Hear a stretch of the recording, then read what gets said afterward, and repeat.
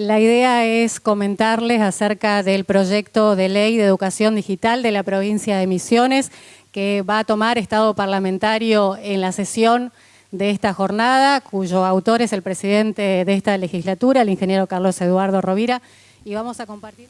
Bueno, en esta suerte de presentación que leyó atentamente nuestra locutora, se adelantan términos, por cierto, muy poco usados en la jerga de la educación en particular y en el discurso en general, pero no hay que preocuparse, esos son los nuevos términos, muchos de ellos transitoriamente son anglicismos o galicismos o partículas lingüísticas tomadas de otros idiomas, conforme van adelantando el sujeto, la materia, se trata de algo que había anticipado al comienzo de este año legislativo, el cual he abocado los últimos meses, los pasados meses, a terminar y redactar la primera ley digital de la educación en una provincia como la nuestra, en el país, y Misiones, de nuevo, vanguardia en uno de los aspectos sociales más importantes, que es la educación. Entonces hoy voy a cumplir con el requisito de formalmente dar entrada legislativa a esta honorable Cámara de parte de los contenidos que los hemos expuesto. Se trata de una ley que ha tenido en cuenta todo el proceso histórico de la educación, que ha sido, creo, que muy bueno, muy novedoso, muy oportuno, pero a partir de ahora las sociedades del mundo, todos los países y todas las poblaciones, los 6.000 millones de habitantes, quienes más precisamente tienen obligación de debatir estos temas, los responsables de los sistemas educativos mundiales, están debatiendo sobre lo que se denomina en términos estrictos la concepción y la formulación de un nuevo paradigma educativo. ¿Esto qué significa? Significa enderezar los sistemas educativos, todas las leyes educativas habidas y por haber, con un análisis previo justamente que detecte las nuevas oportunidades, los nuevos desafíos, las debilidades que ha tenido y que tiene el sistema, y también las fortalezas para proyectar hacia adelante la educación del siglo XXI, la educación de la nueva sociedad del conocimiento. Para nosotros, muchas veces he hablado que en cuanto a recursos naturales, que en la historia de la humanidad, el ser humano inteligente, el Homo sapiens sapiens, se valía de lo que era abundante en la tierra y así fue edificando su civilización, la civilización que hoy conocemos. Algunos fueron más afortunados que otros porque viven y vivían en zonas fértiles, contrariamente a las zonas áridas. Hay quienes hoy en el mundo disfrutan de una renta muy elevada, por ejemplo, por tener petróleo, un recurso que es escaso, que se está agotando, pero ha ido generando riqueza y bienestar a quienes no lo tenían. Otros tienen riqueza en bienes materiales, otros minerales, como Rusia, China, y bueno, así sucesivamente. Hay países muy pequeños que tienen como capital el capital humano, la inteligencia. Nosotros debemos contarnos entre uno de ellos, que tenemos muy pocos recursos, quizá el único recurso que en abundancia económica lo tenemos ciertamente bastante descuidado es el agua dulce. Pero bueno, eso es motivo de otra discusión. Pero después de eso tenemos un inmenso y riquísimo colectivo juvenil, sobre todo de jóvenes, también los que no lo somos tanto, pero la inteligencia bien aplicada es un recurso extraordinario como movilizador social más que económico, ¿no? Porque al movilizar socialmente primero, también se van cimentando pautas de desarrollo económico. Una cosa va con la otra. Entonces, Misiones hoy tiene este desafío y ponemos, como he puesto hace muy poco tiempo, una ley de educación integral que está en discusión en esta Cámara. Ya hace 3 años he abierto una discusión, espero que quienes tengan que opinar en toda la familia educativa, propios y también el resto de la sociedad, apuren un poquito el trámite de acercar sus visiones y sus aportaciones. Estamos en un proceso democrático absolutamente abierto, pero bueno, estamos ansiosos y sobre todo la comunidad educativa de poner en práctica de manera inmediata algunas herramientas, porque el desarrollo escolar no se detiene, el tiempo va incorporando desafíos permanentes mes a mes, año a año, y bueno, yo espero esto como el resto de los ciudadanos, que surjan aportes responsables para redondear esta ley, que en este otro marco sí ya es un subsector justamente centrado en el auge que ha tenido el mundo. Por eso hablaba de la discusión y la búsqueda de nuevos paradigmas. Alrededor de la tecnología y ciencia van de la mano, son sinónimos. La historia de la ciencia es muy rica y nos permite visualizar rápidamente, así que voy a tirar algunos términos. La historia de la ciencia justamente ha tratado y trata sobre los diferentes acontecimientos y su entorno que posibilitaron el gran avance científico y tecnológico de la humanidad. Hablar de ciencia es hablar del fundamento epistemológico de lo que se conoce, cómo lo desconocido, lo que al ostentote o al hombre de las cavernas impactaba y su cerebro no alcanzaba a dimensionar y menos a entender, todo ese proceso desde esa incógnita absoluta, el proceso de aprendizaje y conocimiento que termina en darle un valor, que es el valor del conocimiento justamente.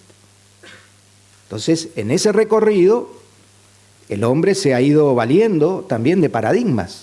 Un paradigma es una abstracción inteligente, un producto de la inteligencia, que permite, primero con una concentración, con un focus especial, de concentrarse en eso, ir conociendo lo que aparentemente los 5 sentidos no lo ven. Entonces uno empieza a imaginar, empieza a tomar determinadas mediciones, y bueno, así se va construyendo el método científico, que termina en el conocimiento científico.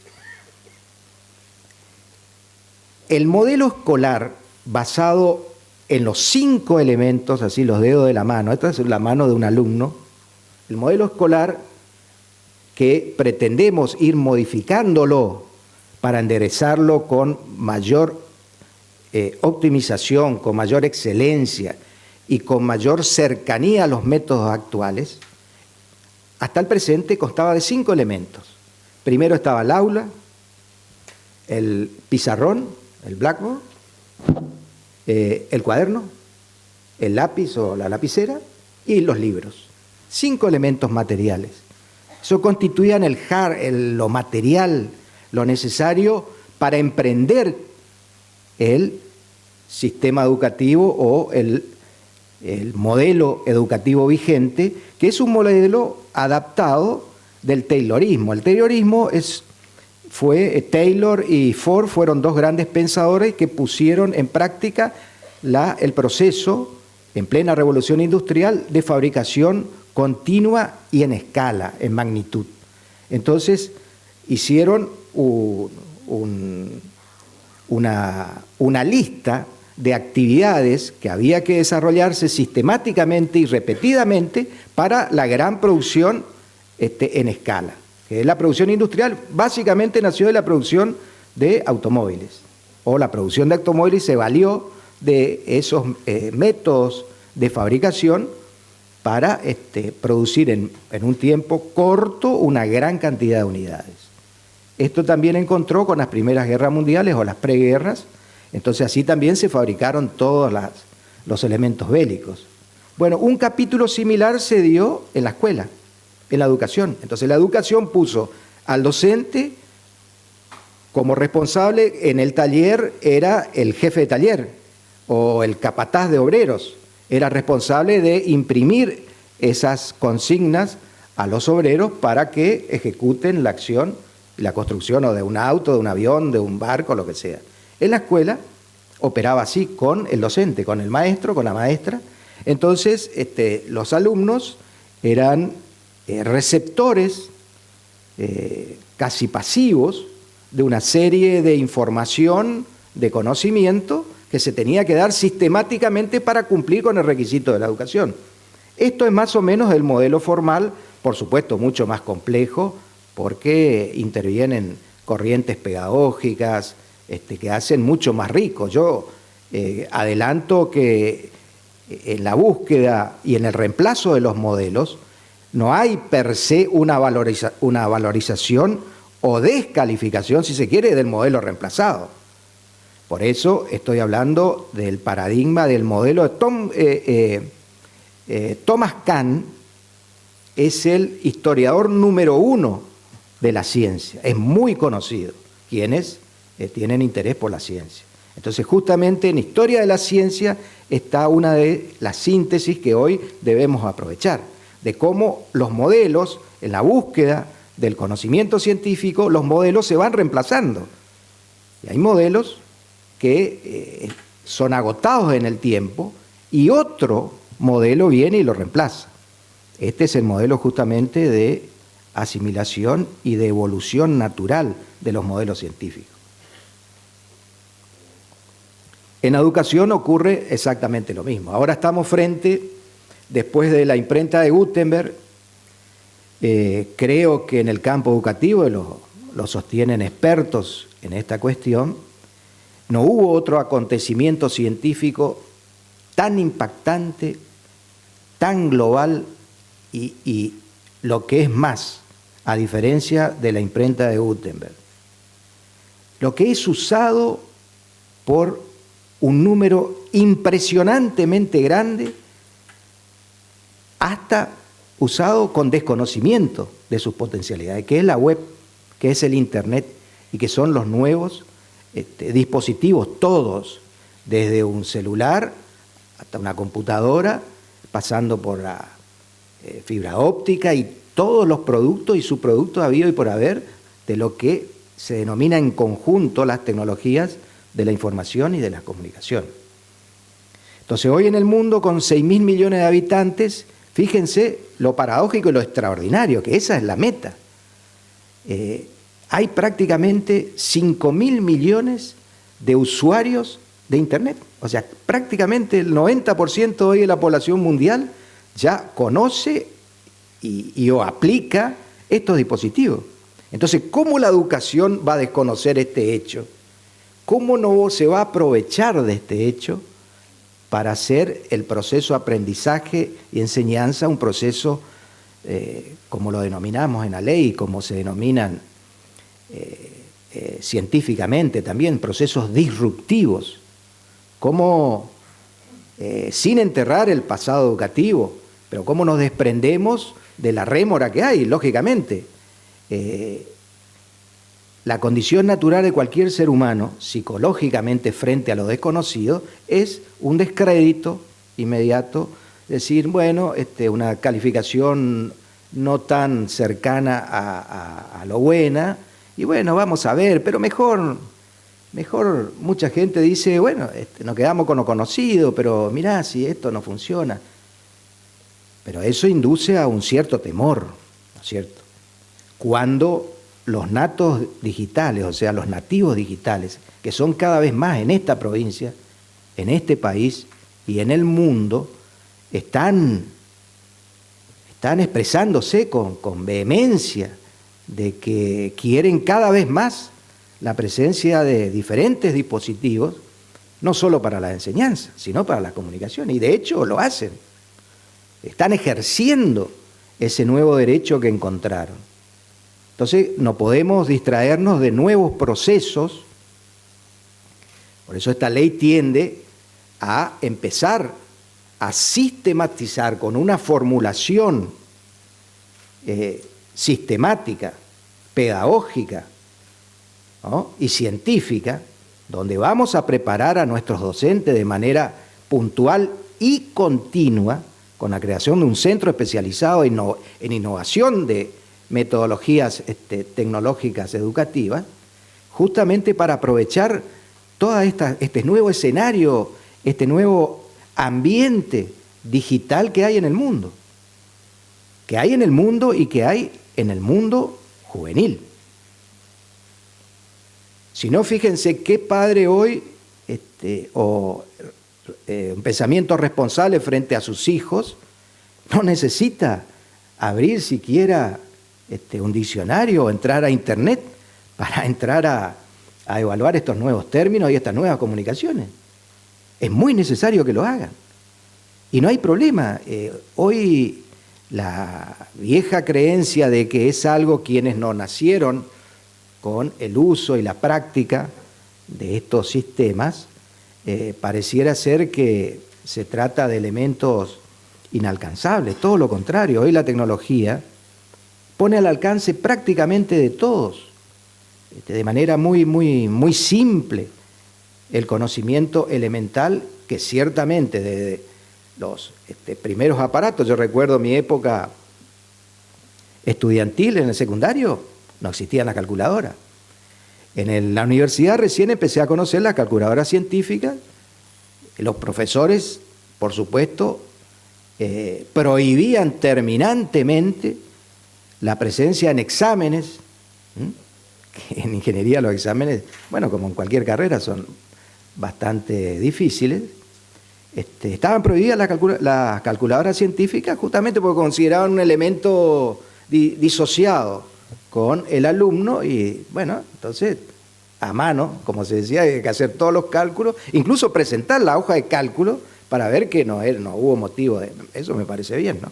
Pero comento esto y no pasó mucho tiempo. Hoy los jóvenes que están en la universidad asisten a cualquier clase y también exámenes con su calculadora científica y más que eso, con dispositivo en internet. Nosotros no teníamos internet.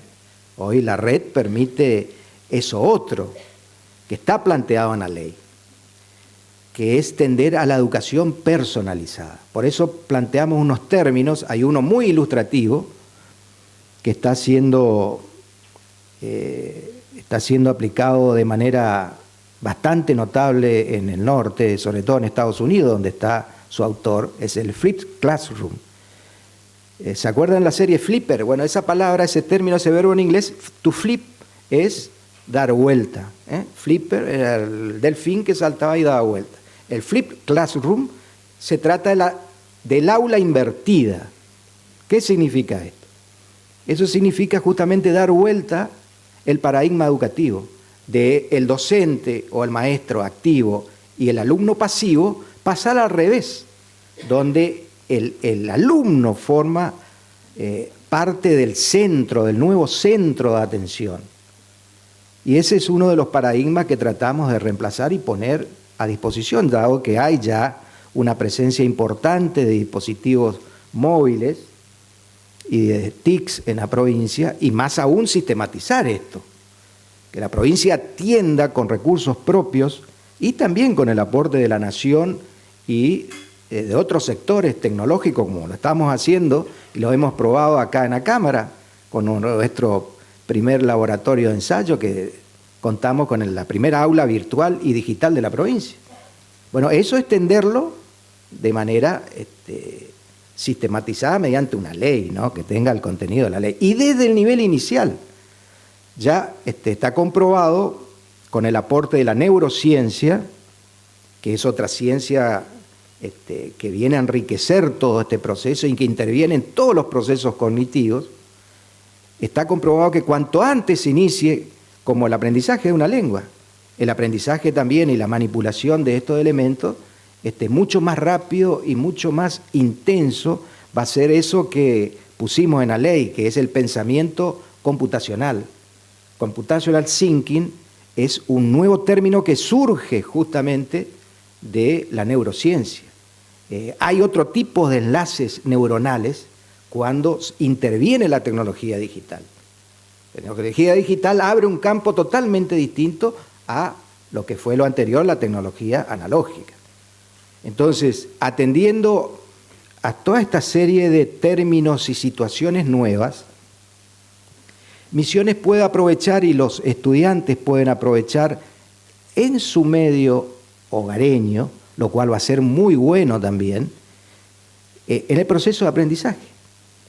Y poder de manera colaborativa como construir conocimiento, como hoy lo son innumerables plataformas, y que las tenemos acá, hemos hecho la experiencia, por ejemplo, Wikipedia. Wikipedia Misiones, con nuestro capítulo, fíjense cómo se fue haciendo un árbol también de comunicaciones. Nosotros en el año 2012 hemos creado una cámara, una secretaría especializada en TICs. Muchos en ese momento decían, una cámara legislativa, una secretaría y una secretaria de Tecnología, Información y Comunicaciones, sonaba medio extraño.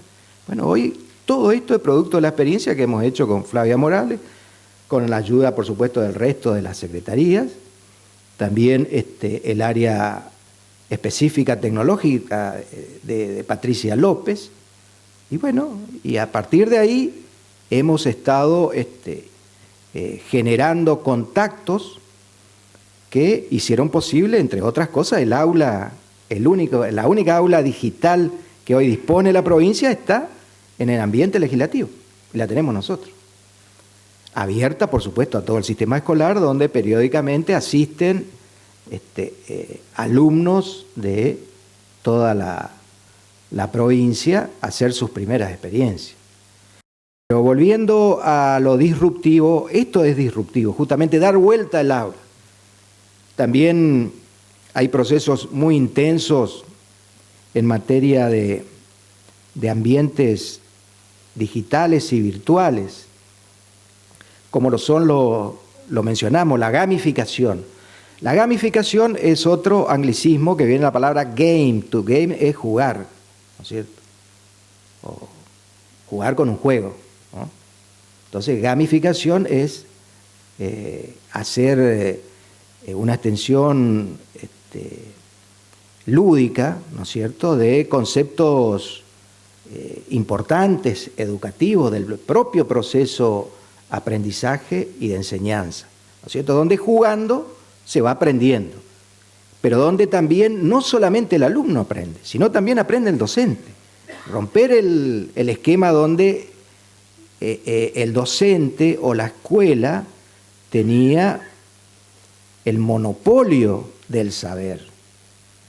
Hoy ese concepto debe ser superado donde no existe más monopolio del saber. Y el saber está en un lugar, pero hay que construirlo. Y cuando el proceso se construye entre todos, entre todas las partes se involucran en ese proceso, es mucho más fuerte y mucho más abierto. También se derriba el concepto de que uno, bueno, tiene la educación desde el nivel inicial o de jardín de infante o antes, y así de compartimientos estancos. Primero, proceso inicial, la educación secundaria, la educación terciaria, la universitaria, y después termina. No. El concepto de la educación moderna del siglo XXI no tiene límites. Entonces, en la búsqueda del conocimiento y de construcción de ese conocimiento, hasta que las neuronas sigan funcionando, debiera ser el proceso más rico. Las civilizaciones, las personas, lo colectivo y lo individual, que reconocen en la inteligencia una capacidad, son las que más progresan en el mundo. Hoy la inteligencia aplicada y el conocimiento aplicado con inteligencia, la inversión del término, es el recurso más importante que pueda disponer un ser humano. Primero los hace libres, verdaderamente libres, porque estando informado, y estando más que informado, estando capacitado, educado convenientemente, con excelencia, comprende mejor todas las cuestiones. Por lo tanto, la valoración frente a una actitud ética o moral no le deviene de alguien extraño, le deviene de ese propio aprendizaje, donde va intercambiando experiencias propias con experiencias sociales. Se va haciendo social, se va haciendo culto, porque va incorporando un bagaje de otros elementos que interactúan en este proceso y que antes estaban ciertamente limitados a los contactos interpersonales. Hoy las comunidades de internautas en el ciberespacio son miles y en todo el mundo. Entonces eso ya, por ejemplo, para comunicarse con algunos amigos de otros países, primero, bueno, tienen que aprender las otras lenguas. Ya entran a un proceso multilingüístico impensable, que antes lo muy limitado que era comunicarse con personas fuera de tu ámbito local era a través de cartas, de correo.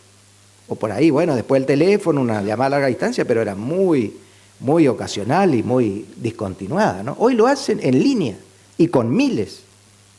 Por lo tanto, fíjense las diferencias que hay entre el hoy y el ayer. Volviendo a algunos tecnicismos que yo no los quisiera interponer, están en el contenido de la ley, hoy distribuimos la ley. Quisiera destacar simplemente que nos hemos apoyado en experiencias previas. Por ejemplo, la provincia de Misiones vino invirtiendo de hace tiempo en el desarrollo de una red de fibra óptica que empezó ya hace bastante tiempo. Recuerdo que he largado en mi último tramo de gobernador con la idea de cerrar el centro del conocimiento con otros edificios institucionales de la provincia. Pero hoy ya la provincia dispone, a propósito de una ley nacional anterior, ya una ejecución de red en toda la provincia, y nuestra aspiración es unir todos los establecimientos en un futuro, escolares, con fibra óptica, pero más con fibra óptica, con los servicios de información y telecomunicaciones en línea en todos los establecimientos de la provincia, justamente para constituir esa autopista de las comunicaciones donde va a transitar este autito, este vehículo que es la ley digital de la provincia. Entonces esto no es un sueño, puede ser y está en nuestras manos ser una realidad muy próxima, ¿cierto? Como también recoger las experiencias que estamos haciendo en el presente, con el portal Andresito, con innumerables talleres que se llevan adelante sin mención. Y en esto hay muy poca, me gustaría sí más difusión. Sí los conocen hoy el mundo que es un mundo muy diverso, de quienes usufructan de estos bienes ya de manera directa, ¿no es cierto? Para mencionar también la creación de este Centro de Innovación y Desarrollo Disruptivo de métodos pedagógicos continuos para los docentes, para ir preparando a nuestros docentes y su currícula en atender estas cuestiones que debiera ser de manera permanente y no de manera como en el pasado, bueno, resolver en una clase semanal y como obligación una clase de informática o de tecnología. No. Hoy la tecnología tiene que estar desde el primer minuto de la primera hora hasta el último. Debe formar parte. O sea, a los 5 dedos hay que empezar a agregarle dedos de la segunda mano. El primer dedo debe ser